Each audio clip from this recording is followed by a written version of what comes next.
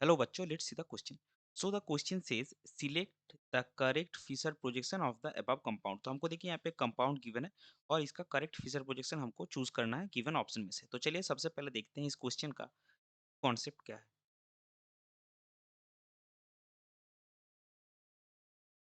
तो इस क्वेश्चन का की कॉन्सेप्ट है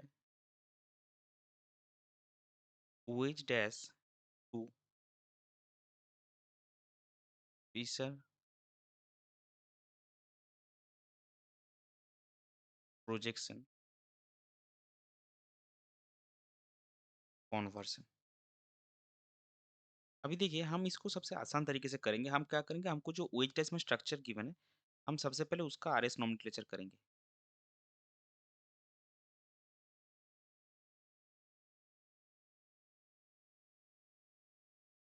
तो ये आपका हाइड्रोजन, ये आपका ड्यूटेरियम, ये आपका क्लोरीन, यहाँ पे आपके पास H2Cl। तो प्रायोरिटी ऑर्डर किसका ज़्यादा होगा? सबसे ज़्यादा क्लोरीन का होगा, देन आपका होगा CH2Cl, देन आपका होगा ड्यूटेरियम, देन आपका लास्ट में होगा हाइड्रोजन। तो यहाँ पे देखिए जो रोटेशन हुआ है वो रोटेशन कैसा हुआ है, 1 से 2 से 3, ये आपका एंटी क्लॉकवाइज रोटेशन है। और जो आपका सेकंड प्रायोरिटी ग्रुप है वो आपका बिलो द प्लेन है। तो सेकंड प्रायोरिटी ग्रुप अगर बिलो द प्लेन रहता है तब उसका रोटेशन का जो रूल है वो फोर्थ प्रायोरिटी ग्रुप बिलो रहने पे जैसा होता है वैसा ही क्लॉकवाइज आपका आर होता है, एंटी क्लॉकवाइज आपका एस होता है। तो यहाँ पे रोटेशन कैसा है, यहाँ पे रोटेशन आपका एंटी क्लॉकवाइज है।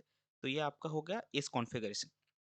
तो अभी हमको क्या देखना है, ये जो एबीसीडी में 4 ऑप्शन हमको गिवन है, इसमें से जिस ऑप्शन का जिस फिशर प्रोजेक्शन का कॉन्फ़िगरेशन एस होगा, वो सही होगा, जिसका आर होगा वो नहीं होगा। तो अभी हमको इसका फिशर प्रोजेक्शंस जो ऑप्शंस में गिवन है उसका कॉन्फ़िगरेशन देखना है। तो ए में देखिए आप प्रायोरिटी ऑर्डर आपका सेम ही रहेगा, क्लोरीन का प्रायोरिटी 1, देन CH2Cl का 2, ड्यूटेरियम का 3 और हाइड्रोजन का 4। तो हम सबसे पहले क्या करेंगे, प्रायोरिटी ऑर्डर जो है वो लिख लेते हैं, फिर हम इसका बस रोटेशन देखेंगे।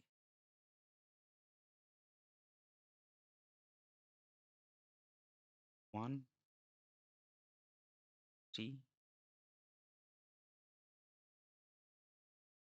1 2 और इसका 3। तो अभी अगर आप जो स्ट्रक्चर्स हमारे हैं फिशर पोजीशन में देखेंगे, जो फोर्थ प्रायोरिटी ग्रुप है हाइड्रोजन, उसका पोजीशन ऑप्शन वाइज डिफरेंट है। एक बार वो फिशर पोजीशन में इक्वेटोरियल पोजीशन है और एक बार वो वर्टिकल पोजीशन में है। तो तब इसके केस में क्या हमको याद रखना है, that when 4 is at equatorial position, जब आपका क्लॉकवाइज रोटेशन होगा तो वो आपका एस है, और जो आपका एंटी क्लॉकवाइज रोटेशन होगा वो आपका आर आइसोमर है, सॉरी आर कॉन्फ़िगरेशन है। And when 4 is at vertical और एक्सियल पोजीशन, तब उसका क्लॉकवाइज क्या होगा, तब उसका क्लॉकवाइज आर होता है एंड एंटी क्लॉकवाइज जो है वो आपका एस होता है। अभी हम इसमें रोटेशंस देखेंगे। तो इसमें अगर आप देखेंगे 1 से 2 से 3, तो ये आपका एंटी क्लॉकवाइज रोटेशन हो गया। और फोर्थ प्रायोरिटी ग्रुप आपका कहाँ पे है, वर्टिकल पोजीशन में, तो वर्टिकल में एंटी क्लॉकवाइज क्या होता है आपका एस। फिर 2 में देखिए, बी में आपका क्या है, 1 1 2 और 3, ये क्लॉकवाइज रोटेशन है।